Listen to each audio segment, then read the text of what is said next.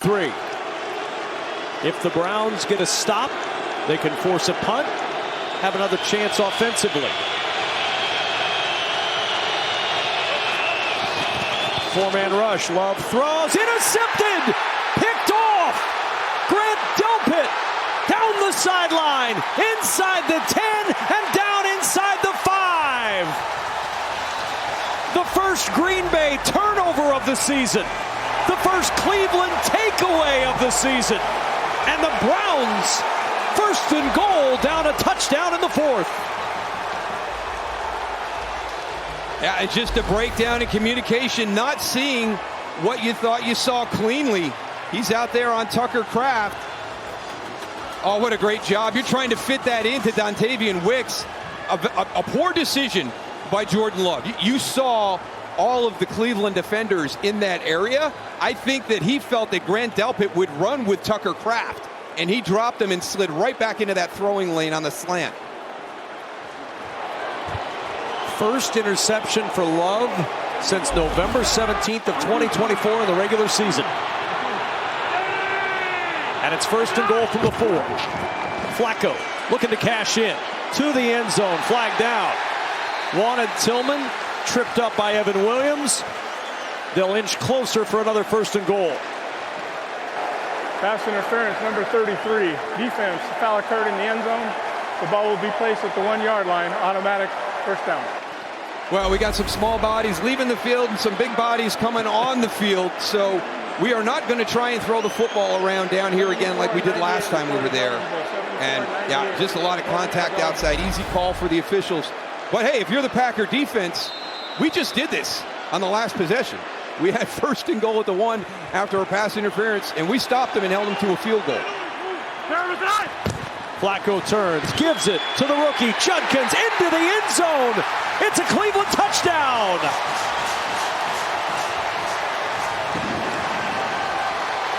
And the Browns are an extra point away from tying it up in the 4th.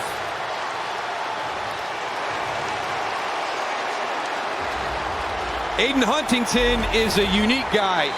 Look at big 98 right here. Now, this guy played fullback. This is not just a defensive tackle that you're throwing in there. He actually played a little bit of fullback earlier in his career, and his pad level is good. He doesn't get stuffed. He continues to move his feet. And that's a big, strong, explosive body pushing that pile. Now the extra point try. Good snap and hold, and the kick right down the middle. We've got a brand new ball game. 3:01 to go in the 4th, and a 10-10 game, and the interception from Grant Delpit started it. Yeah, we kind of felt like Jim Schwartz was being tough on his defense when last week he's like, yeah, we're just not good enough. You know, yeah, your offense was putting you in some tough spots. No, we got to make those plays. His defense comes up, makes the game-changing play with the interception by Grant Delpit, and then Love, Kevin Stefanski, just send in the big bodies. You know, get me Aiden Huntington out there. Get me some of those big offensive linemen. Tevin Jenkins, bring him in there. Let's just try to push this pile and get it in for a touchdown. Quinshon Judkins celebrating that first touchdown. And a big, big moment for him and for Cleveland. They scored 10 points in 37 seconds.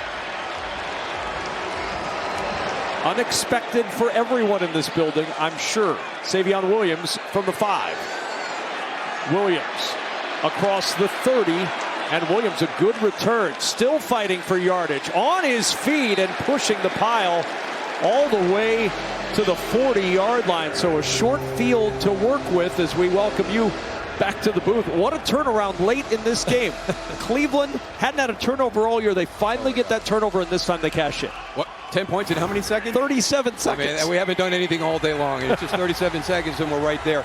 Now you're turning it over to your defense. Can your defense get another stop and give you an opportunity maybe to go down and have the chance to kick a field goal to win this game? If you're going to turn it over to somebody, I don't think there's a better group in the NFL right now than to turn it over to this Cleveland Browns defense. First down and 10. Best starting field position of the day for the Packers. But this crowd is into it. Love on first down, floats it down the sideline, incomplete. He wanted Romeo Doubs, and here comes the flag. Miles Harden on the coverage, and the penalty's dropped. Pass interference number 26, defense. Ball will be placed at the spot of foul, automatic first down. Yeah, he's got his coach in his ear right there, telling him, hey, you got to get right back out there and play. Don't worry about that. Release off the line. He doesn't get his head around. That's the big thing. Yeah, you can see the contact as the ball comes in. Good call by the officials. So you get a little bit of grace if you can get that head around. But right there at the point of the catch when the ball was coming in is when it happened. 20 combined penalties today. Play action, Love floats it out. Tight end Tucker Kraft down the sideline.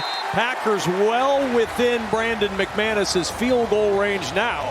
18-yard pickup and a first down. Boy, they really asked their guys to do a lot of different things. I mean, you're coming inside Grant Delpit. You see number 9 right there. He's coming inside to stop that, but he's also got Tucker Kraft in coverage. Boy, that is a tough ask to be able to be in there to secure the run, but then be able to cover 85 when he releases. Packers don't have to snap it before the 2-minute warning, and in field goal range, they're not in any hurry to do anything. Cleveland has one timeout left. Coach Schwartz is frustrated right now because we said if you've got to turn that game over to anybody, it would be this group. And right now, they got their backs against the wall. Cleveland, 22-yard line. First down from here. Set up in field goal range. The handoff is Jacobs, and Jacobs gets a yard. The ball may have popped out late. Timeout is going to be used. It's covered by Green Bay. Jacobs still with the football. And Cleveland will use its final timeout. That ball was Devin out. Bush, great job. We mentioned him last week, an opportunity to get an interception in the end zone when they were down at the goal line. And almost has a great play there, punching that ball out. Does he have it? That's the question. At the bottom of the pile, does Bush have that football? Crowd thinks he does. Defense thinks he does. What is it on the field? I think he does. Maybe this will show us. Great punch out by Devin Bush. Now he's right on top of it. He's pulled it into his body. Boy, that looks like his gloved hand on the top of that ball. It's under 2 minutes. There will be no coach's challenge. It's a booth review. Ruled down on the field. Browns are saying they've got it. We've not seen anybody leave the field for the Packers offense, though. Yeah, I mean, Devin Bush punches it out. It's on the ground. He grabs it and goes to pull it towards his body. Josh Jacobs is kind of sitting on his side trying to reach out and grab it.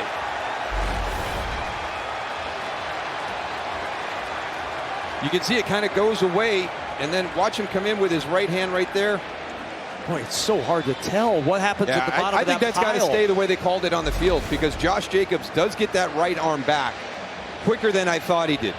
And it's called Packer ball on the field. Mike Pereira, what are you seeing as Carl Cheffers continues to look at it? Yeah, this is the play where you've got to see the clear recovery. Is the ball out? It does appear that the ball is out. But again, there's nothing that was ruled on the field. So there was no official ruling as to who recovered the ball because they ruled him down. So now you got to get a clear recovery in the pile. You've got to see it. See who has possession. Who comes out of the pile doesn't count. It's can they see, who's got it before it's in the pile. Otherwise, it just stays. If they can't determine that, it will stay as the runner being down.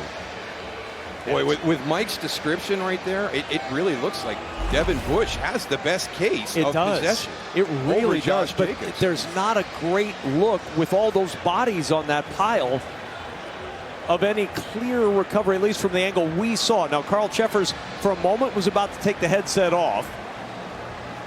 And I will say there are a few Browns offensive players trickling out onto the field. See, the white gloves are worn by Devin Bush. Yeah. The yellow glove by Jacobs. But does he have the ball? Yeah, right, correct. And who has the ball in there? Does he have his glove on the ball, or does he have the ball in his possession? Can understand the length of the review. This is a mammoth play. After review, the ruling on the field stands as called. Third and final charge timeout, Cleveland. And you understand it. When you saw the replays and you saw the bodies, look, if you're sitting in Madison, Wisconsin, or in Milwaukee, you know exactly what you saw. And if you're sitting in Akron, you know what you saw. Yeah, right? Because that's one of those situations where you can see two different things based on what your perspective is today. So it's second down. I mean, you see that shot right there. They're still fighting for it, and it really looks like Josh Jacobs had the better possession. 2nd and 9. Here's Jacobs again, blasted in the backfield, falls forward to the 23. No timeouts left for Cleveland. They used their last one a moment ago. The Packers are going to continue to run this clock down as much as they can, confident in Brandon McManus.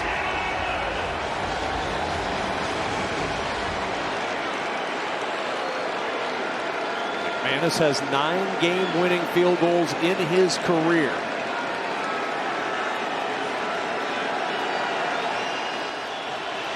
Third down and 10.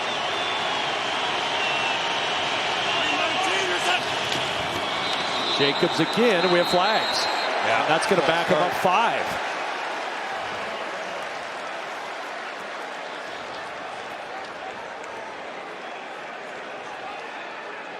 False start, number 63, offense. Cleveland declines the 10-second portion of this foul. Third down. As you can understand. Please set the game clock to 112. 112, please. Back it up to the 28-yard line. If they hadn't had that penalty, they could have gotten this clock down to about 30 seconds prior to that penalty. That was a huge mistake. 3rd and 15. Love turns and gives to Jacobs again, and Jacobs fights to the 25. Myles Garrett with the tackle, 2-yard pickup. It's 4th down. Packers are going to run this down. They should be able to get it down to about 26, 27 seconds before they use one of their 2 remaining timeouts to get Brandon McManus and the field goal unit out there to try to grab a late 4th quarter lead. Boy, what an answer, though, by Green Bay, Darryl. After that touchdown, the momentum had shifted with the interception. Jordan Love calmly comes out, leads him down the field into field goal range, and now a chance to take the lead late. One of the concerns, right? On the road, in this environment, with the dog pound, and how would we perform? And really, for the majority of the game, I don't think they played to the level that Matt LaFleur expects his team to play on the road. But when it mattered the most, in the scenario that you just described, this team was able to have a great kickoff return that got him out into great field position, and then just kind of built on that, dodged a bullet with that fumble, with the possession with Josh Jacobs over Devin Bush. But I think, depending on what the outcome of this kick is right here, you know, Matt LaFleur was probably not happy how his team responded on the road here earlier today. But just a great job with everything on the line. A 43-yard field goal try for the lead. On the right hash, Daniel Whelan the hold. The kick is blocked! It is blocked! The Browns get the swat and turn the Packers away!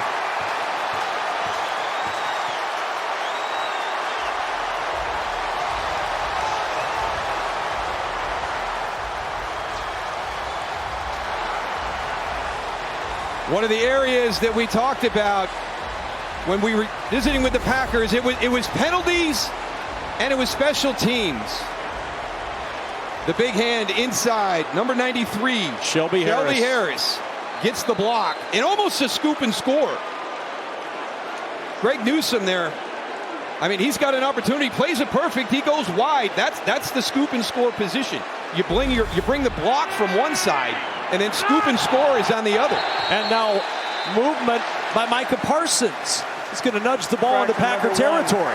Defense, 5-yard penalty, first down. It begs mentioning, Andre Schmidt hit a 61-yard field goal in the UFL 2 years ago, but we saw him in week 1. He missed a field goal and he missed an extra point. You're getting close to where you would try the long one for the win in regulation. And we saw him going this direction at 58, struck it well. We felt maybe he's right on that 61-yard area, even here outside the 61-yarder in the UFL, inside. Jamari Thrash out of bounds at the 45. You're getting close. But what a great story, right? A tough offseason for Andre Schmidt. He lost his mom a few months ago. Comes out his first opportunity to kick in the NFL and basically cost the Browns the game against the Bengals. Kevin Stefanski decides to stay with him. Has a bounce-back game last week, makes all his kicks, and here he is now on the cusp of getting an opportunity to win this game. 2nd and 2. Flacco floating it down for Judy near the 25. Clock stops with the incompletion. 12 seconds left. Valentine and Hobbs flanking Judy on that sideline. And now 3rd down and 2. Just outside the 45-yard line. Remember, no timeouts. So if you catch this inbounds, you probably don't have time to get that field goal unit out there. No, you don't have time. You can do it in about 16, but you cannot do it in 12. So a 3rd down and 2. Flacco sets over the middle. It's caught by Njoku, but this ball has to be spiked quickly. Can they get set? 3 seconds, they do. And spike it with 2 seconds left and give Andre Schmidt a chance. Great job with the clock. I'm thinking they're going to try to run out if it goes, tackled in bounds and they got to run the kicking team out. They do the clock scenario, and we've been talking to the coaches about that during the course of the season, and you're right on 12. Right on 12 about it. Great job by everybody here getting up, getting into the position to get it down and give Andre Schmidt an opportunity. 55 yards for the win. And a timeout used by Green Bay. Their last timeout. His career long at Syracuse was 54. He won the Lou Groza Award as the best kicker in the country as a freshman. Went to camp with the Bears in 2023, didn't stick. Ended up in the UFL. Went 19 for 21, hit that 61-yarder in May of 2024. Was on the Browns practice squad late last year, but had never kicked a field goal or an extra point in the NFL in a regular season game till week 1, and he had his struggles in week 1. The redemption opportunity for Andre Schmidt is right now. 55 yards for the win.